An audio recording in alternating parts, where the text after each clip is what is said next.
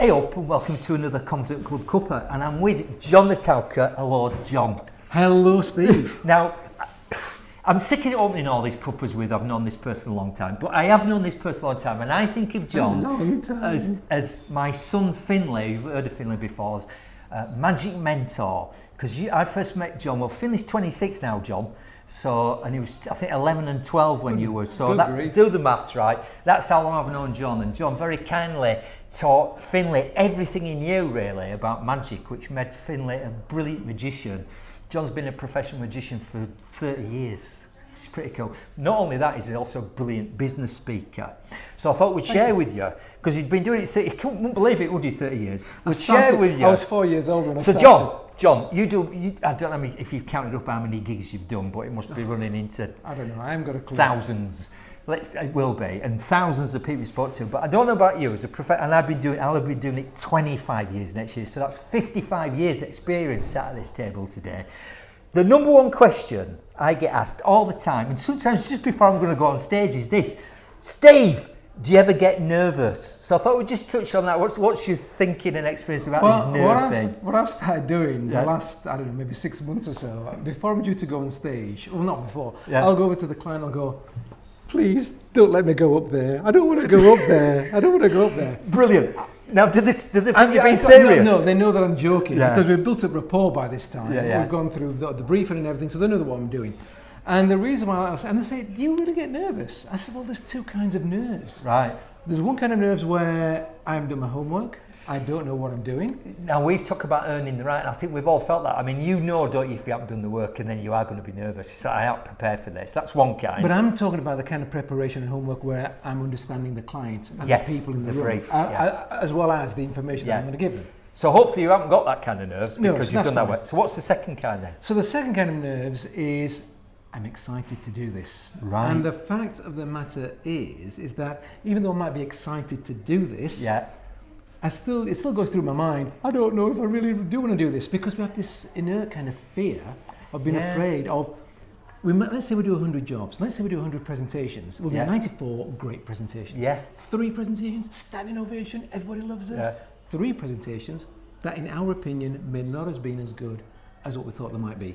I think life's like that, and it's kind of like... And we focus on the 3 instead of the 97. It's kind of like 80% in the middle, 10% are brilliant, and 10% or maybe less are like...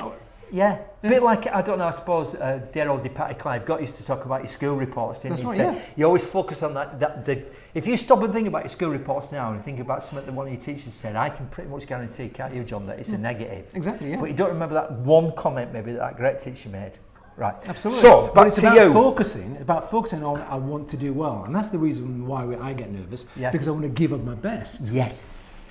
And is it going to be one of those 3? And the point is, we have no control over whether it's one of those 3 because we've done our work. But the odds are in our favour that it's going to work phenomenally well. Okay, so other question will be, when it is those rare times, because as speakers we rarely get together, we should get together more, but once every Christmas at least, me and John and 3-4 other professional speakers get together. And the conversation, and I remember last Christmas, John, I don't know if you remember this, at the Ivy, which I was a bit disappointed in, to be honest, right? It was in Leeds. Yeah, in Leeds, the Ivy Leeds. There's a good recommendation for you.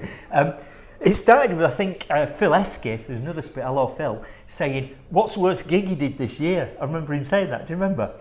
And we all went, oh yeah, I remember, right? Because you do, but it's like, so how do you deal when those rare occasions, those 1 in 3, what's your way of dealing with it when something happens? There was a time when I used to let it get to me, and I might beat myself up for maybe 3 or 4 days. Really? Afterwards? Afterwards. Yeah. Now I realise, because of that much experience, now it's about, okay, the questions I ask myself, and I will beat myself up to a degree, but I won't allow it longer than that evening. Right. Beyond that, I let it go. Done.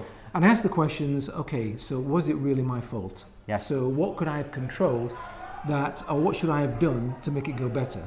And if it was something that I could control, then I'll go, right, well, next time and I don't know why, I don't know about you, but I've got a thing in my head where if I think something through, I'll lock it into my head, and then the next time it happens, even though it might be 10 years down the line, I'll remember it. Because you've got that filter. So that's a great question. So if it was me, what could I do different next time? What's your next question? So the next question is just really, there is a next question. It's what could I do differently next time? And what can I do to put it right now? Yeah. Can I do something to put it right now? Yeah. And if I can't, then just let it go, move on. So in summary then, I think what we're saying is, as professional speakers with 55 years experience, yes, you might call it nerves, I call it adrenaline. We go, it's a good thing, you need it, right? But recognise there will be rare occasions, and they are rare, where for whatever reason, either outside your control something happens, or sometimes inside your control something happens. But whatever happens, as long as you ask that question, which is, what did I learn? Yeah, exactly. And what can I do next time? Yeah, exactly. Then great. So thanks for that advice, John, and I'll see you. Goodbye.